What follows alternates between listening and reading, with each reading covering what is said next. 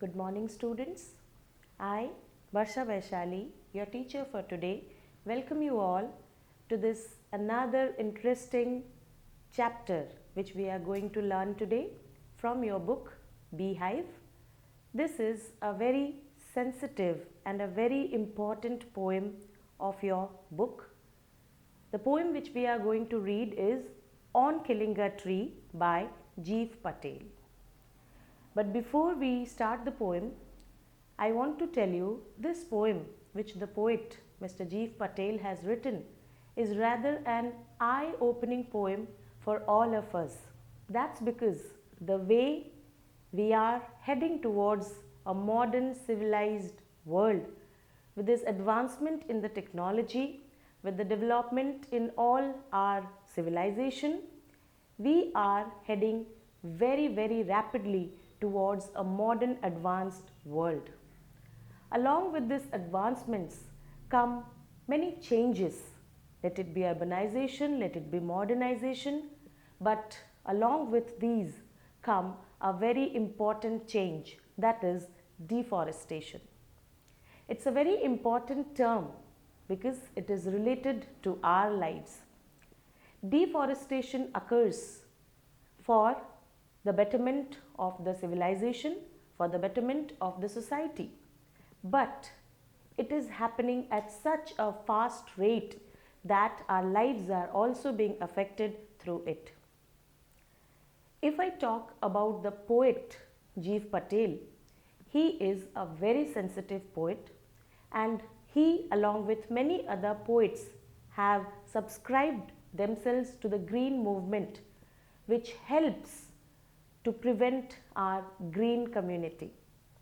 They felt it the need of the hour because the way things are changing, the time will come very soon that we all will perish along with our developments and advancements if we do not preserve the greenery within us.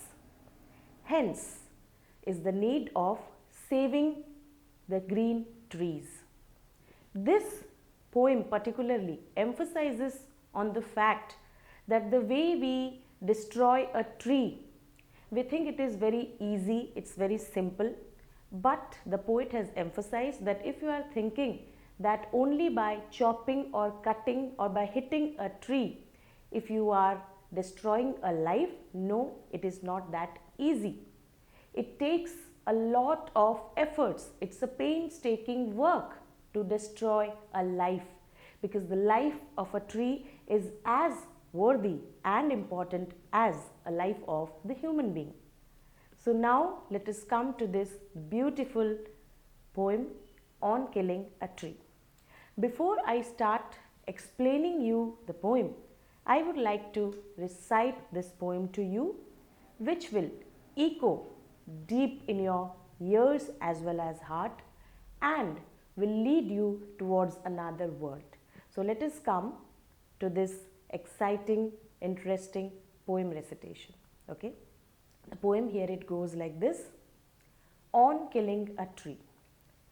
It takes much time to kill a tree. Not a simple jab of the knife will do it.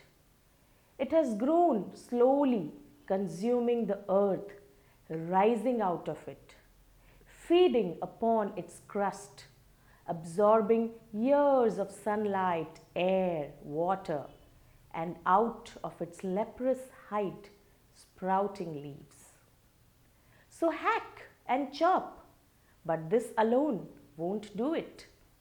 Not so much pain will do it. The bleeding bark will heal, and from close to the ground will rise curled green twigs, miniature boughs, which if unchecked will expand again to former size.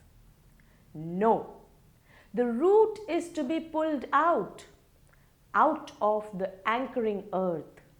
It is to be roped, tied and pulled out, snapped out, or pulled out entirely. Out from the earth cave, and the strength of the tree exposed, the source white and wet, the most sensitive, hidden for years inside the earth. Then the matter of scorching and choking in sun and air, browning, hardening, twisting, withering, and then it is done. The poem is written by Jeev Patel. So you can already feel the intensity of the words the poet has tried to convey. Now we will understand the poem with the stanzas. So here we start with the first stanza. As you can see, the stanza starts with, "It takes much time to kill a tree. Not a simple jab of the knife will do it."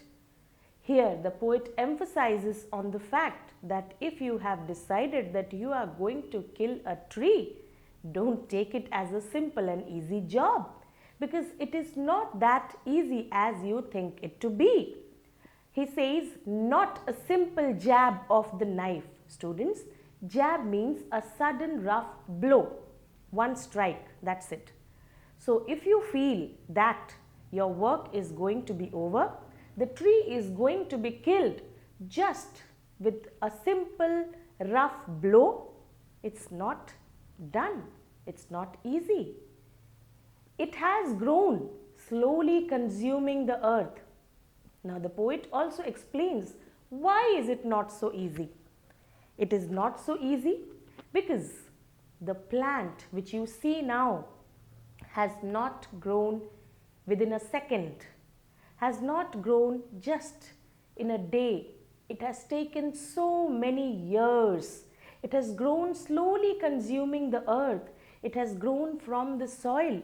It has absorbed, consuming means absorbing the earth. It has grown slowly from the earth. It has absorbed all the vital, eminent, rich nutrients from the soil, and it has grown to such a huge giant tree. Rising out of it, rising out of the soil, feeding upon its crust, it got all its food. Feeding means it got its food. From where? From the soil. Crust is the surface of the soil. Absorbing years of sunlight, air, water. Not only the food, students, it has also received sunlight, air, water all throughout these years. Do you think it was just for a second, it was just for a moment, or it was just for a day? Not at all. It was all for so many years. It's such a painstaking process. It's such a time-consuming process for a tree to grow from a tiny sapling, from a seed you can say, to become what it is now. So it has taken so many years for the tree to absorb all the nutrients, to absorb all the sunlight, air and water from the surroundings, and grow into such a strong tree. And out of its leprous hide, it's very important here, we are going to understand about the leprous hide. Hide means the bark of the tree, and leprous is related to the disease leprosy. In this phrase, the poet wants to say the hide means the bark, the trunk of the tree. The bark of the tree turns as if it is of a skin of the leprosy patient. So it has been compared with the skin of a leprosy patient. When a person gets leprosy, leprosy is a disease. So in this disease, the skin of the patient gets patchy, gets discolored, and it is very irregular and scaly. So the hide of the tree has been compared with the skin of a patient of a leprosy. So it is known as leprous hide. So the poet wants to say the leaves sprout. Sprouting means growing. The leaves grow from the hide of the tree, the bark of the tree, which looks discolored, patchy, irregular and scaly. So again the poet wants to emphasize upon the fact that a simple jab, a simple rough sudden blow is not going to destroy the life of the tree completely. because the tree has taken so many years, so many painstaking, difficult, hard years to grow from the earth by absorbing all its rich and vital nutrients, absorbing so many years of sunlight, air and water. And from the discolored skin of the tree grows the leaves. So this is all explained in the first stanza. Now students, let us move towards the next stanza. So here is the next stanza. So hack and chop, but this alone won't do it.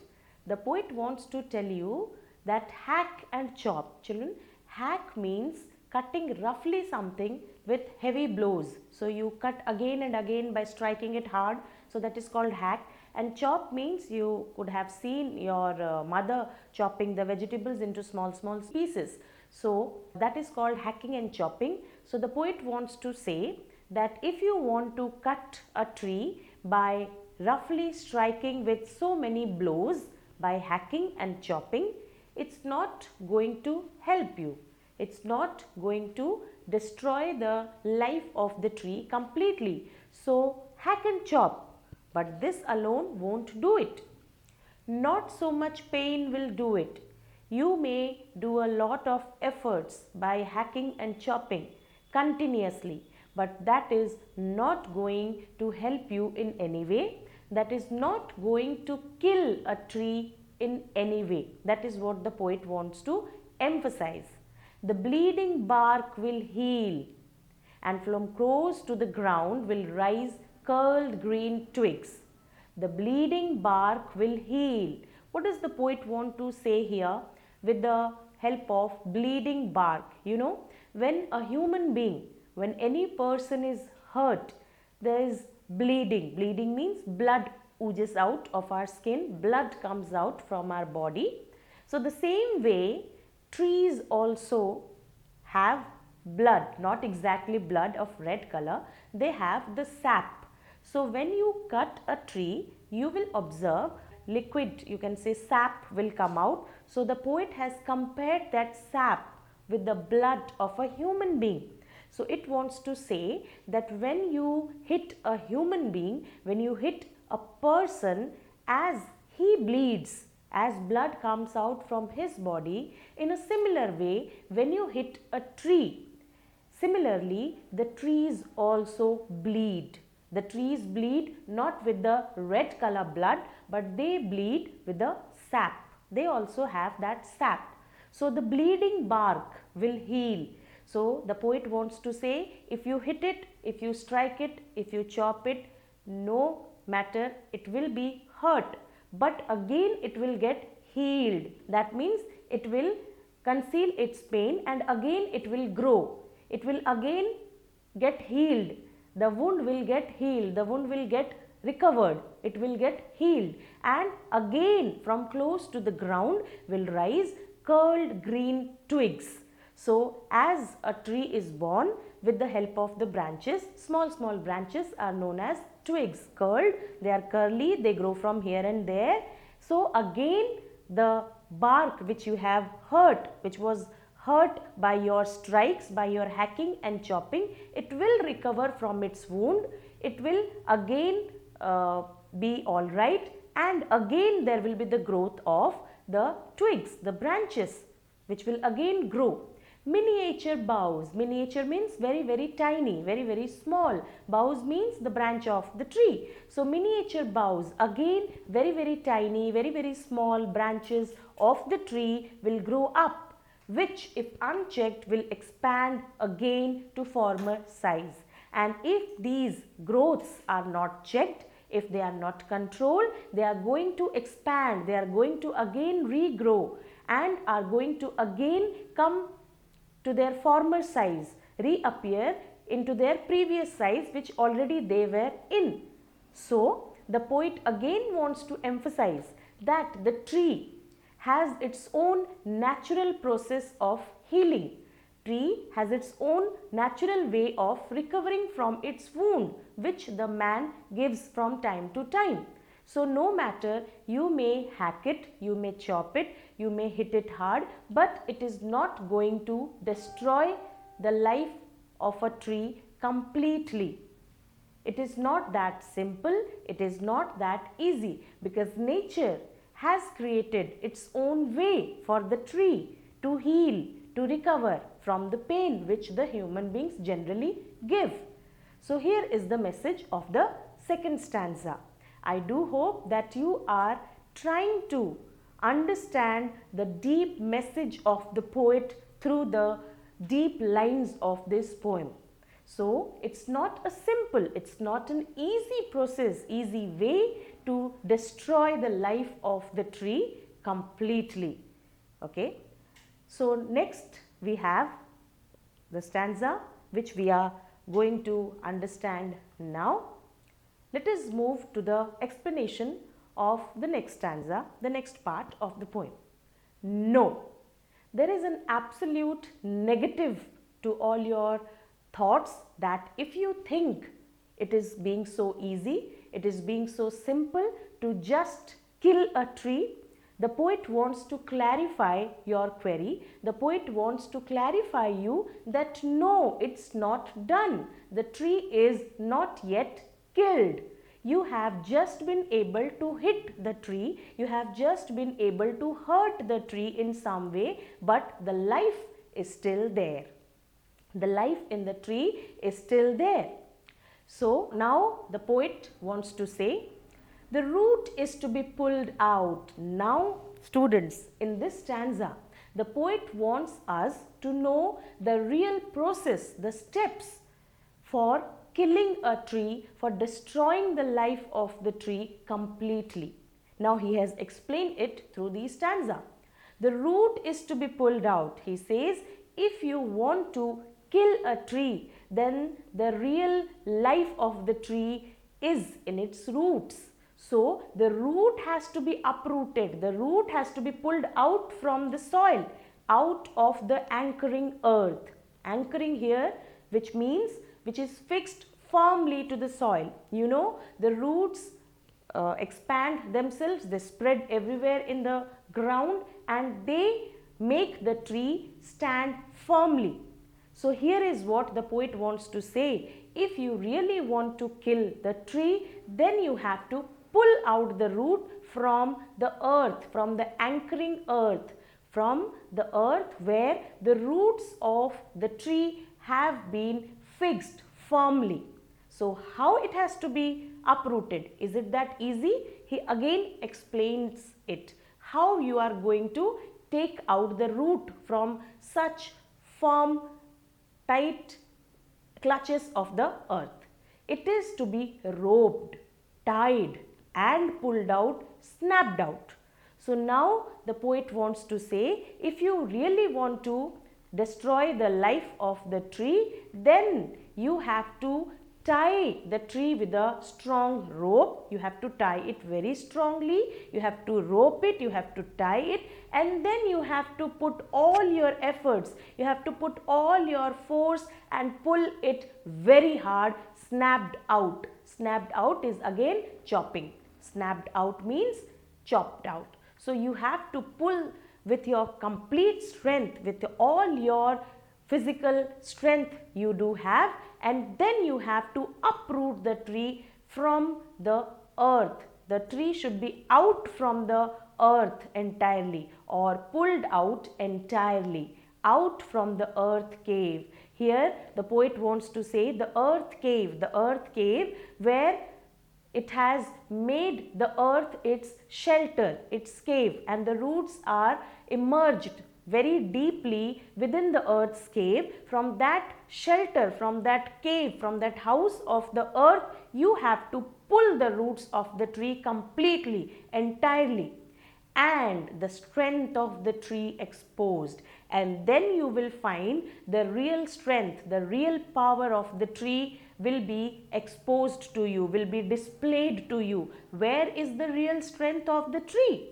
The poet wants to say the real strength, the real power of the tree is in its roots, the source from where the tree has grown. from a tiny seed, from a sapling to such a giant, huge tree.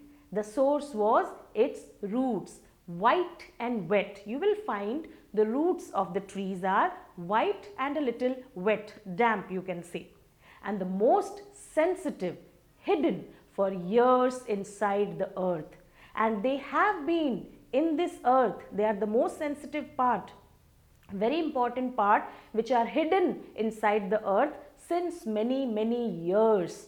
They are there and they give the trunk of the tree all the essential vital nutrients which are required. You would have learnt it in your science books that the roots, it conducts all the essential nutrients through the branches, through the trunk of the tree. So it is the most important, it is the most sensitive part of the tree which is not visible to all of us. It is always hidden and it is there since many years. So here, students, the poet has tried to explain the process of killing a tree, that it is not that simple as you think, but it takes all your strength to take out the roots of the trees from its earth cave, from its house, from its shelter where it has completely engrossed itself and has been staying since so many years.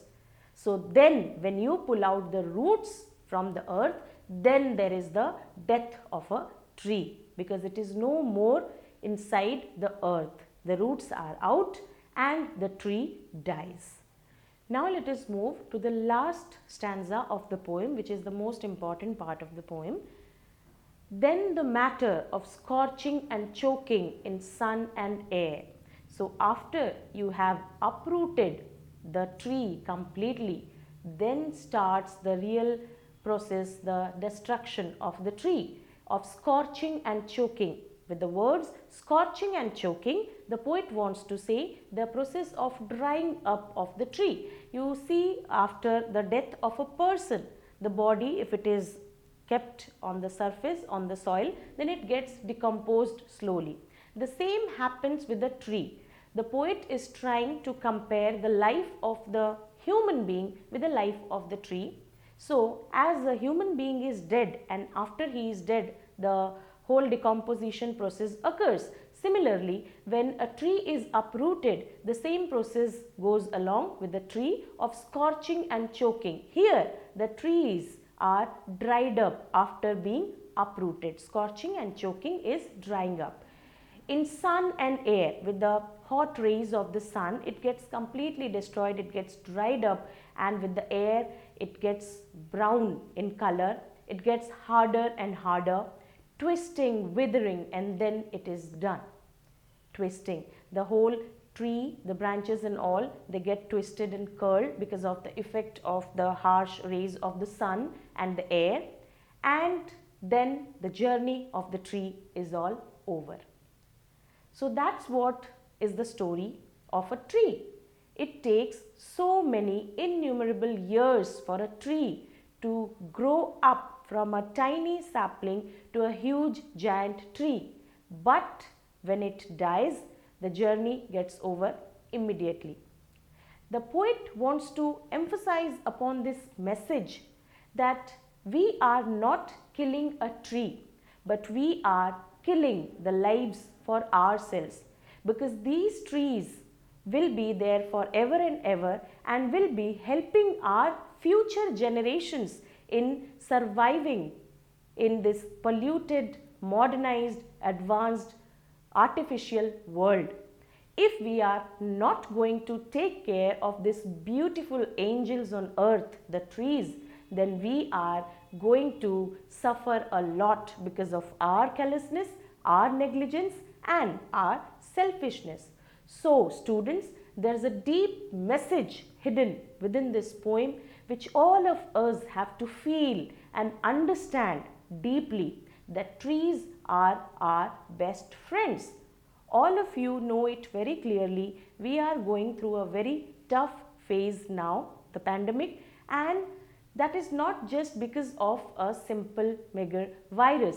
It is also because of the nature which is being destroyed completely. So the natural recovery of us is not that strong. We are not being able to recover so quickly because the nature is not there with us. The nature is not helping us to recover. If we would have taken care of the nature, then the nature would have also taken care of us in a positive way.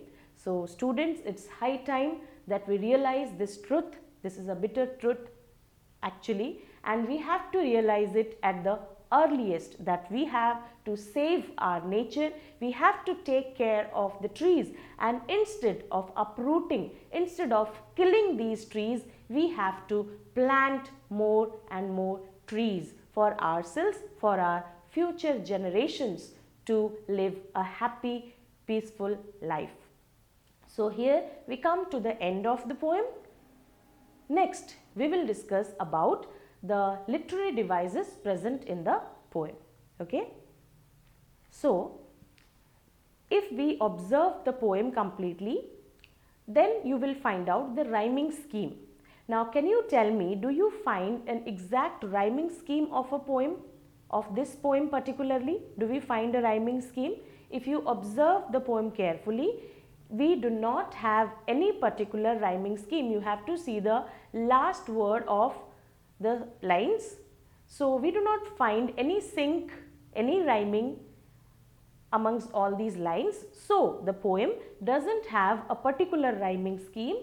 It is a free verse. It is a free verse. Free verse is a poem where there is no rhyming scheme present. Okay, so this poem doesn't have a particular rhyming scheme.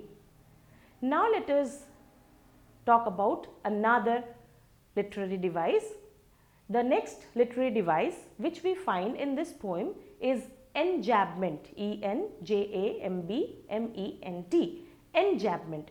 Now, enjambment is the continuity of the poem continuously in all the consecutive lines without any punctuation.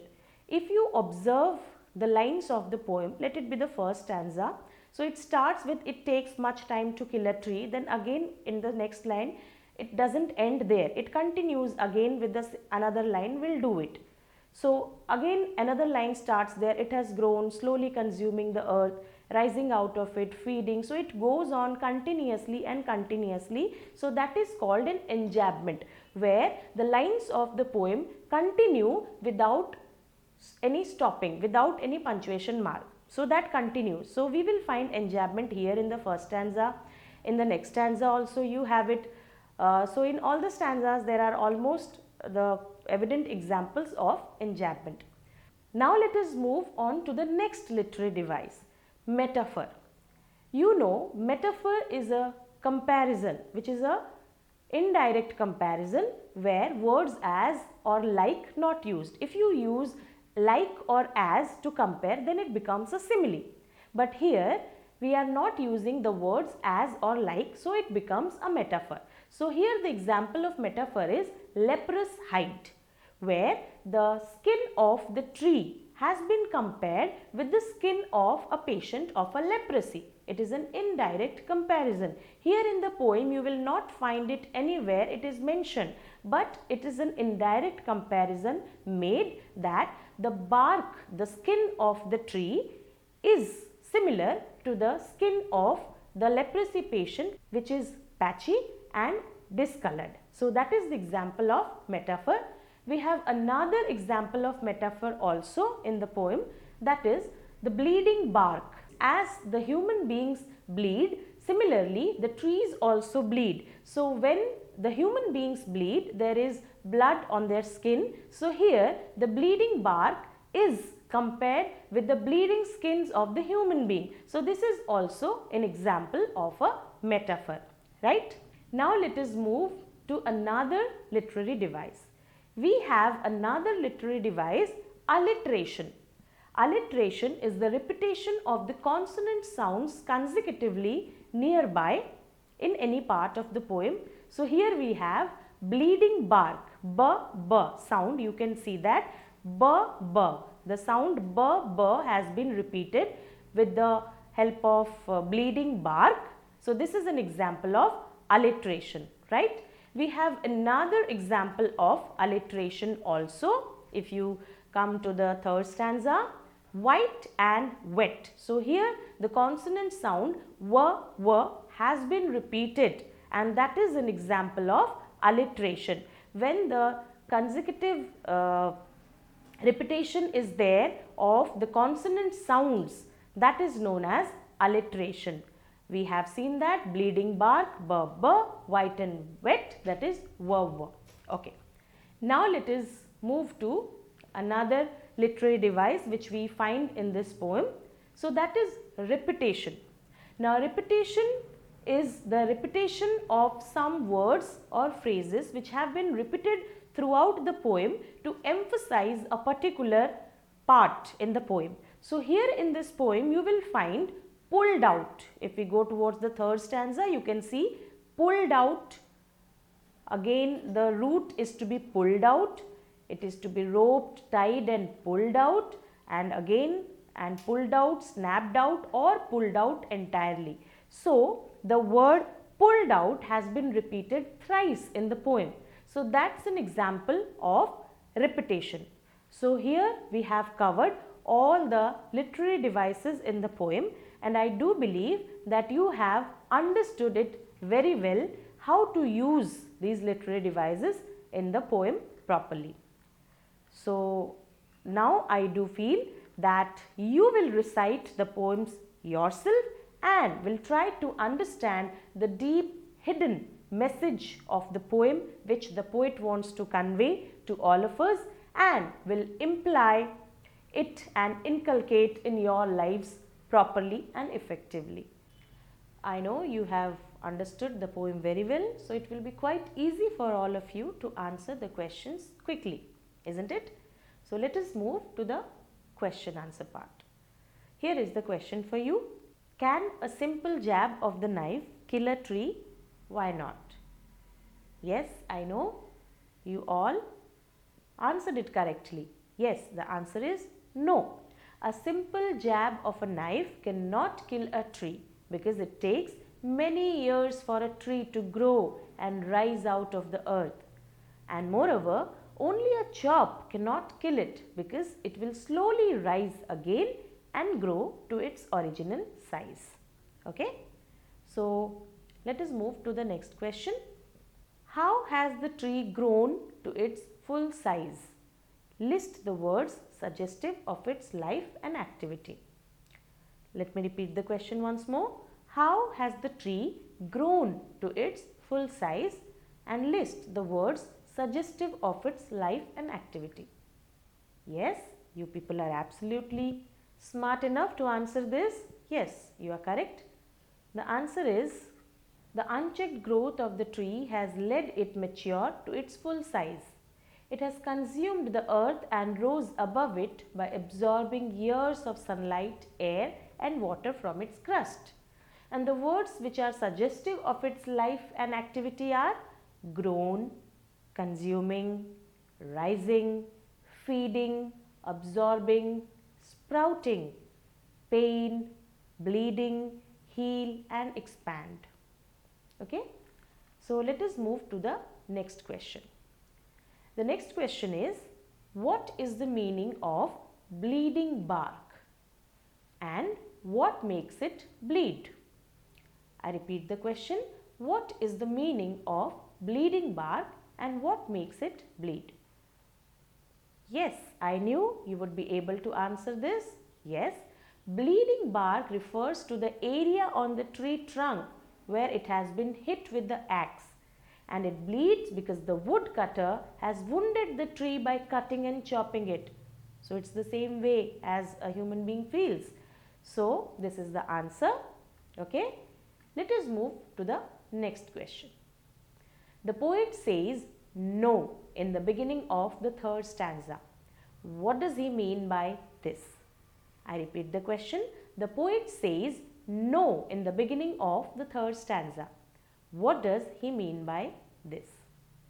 Yes, you are absolutely right. In the beginning of the third stanza, the poet has said no to lay emphasis on the fact that mere chopping of the tree would not kill it. The tree would grow again and retain its original size. So it's not possible to kill a tree so easily, isn't it? Let us move to the next question. The next question is, what is the meaning of anchoring earth and earth cave? I repeat the question. What is the meaning of anchoring earth and earth cave? Now, could you answer it? Yes, I knew you could do it. So here is the answer for you. Anchoring earth refers to the earth under which the roots of a tree are held firmly, thereby providing strength and nourishment to it. Okay? And earth cave refers to the earth. The poet calls it so because the roots, which are the most sensitive part of the tree, they stay hidden securely and safely under the earth.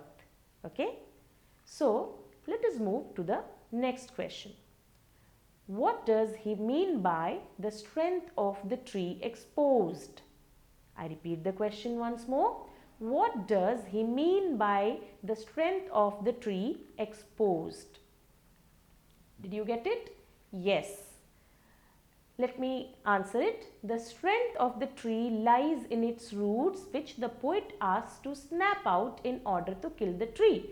So, the strength of the tree exposed, this phrase refers to the roots of the tree being exposed to sunlight and air. Okay? Now, let us move to the next question. What finally kills the tree? Let me repeat the question. What finally kills the tree? Yes, you people are absolutely correct. The tree is finally killed when its roots are uprooted and it scorches and chokes in sunlight and air. This process leads to the browning, hardening, twisting and thereby weathering of the roots. So here we come to the end of the discussion of the question answer part. I do believe that you have really understood the chapter well and you will be able to use the message, the deep message of the poet in your lives in a positive way. Thank you. Keep smiling and keep enjoying your learning as well through the online sessions. Thank you and bye-bye.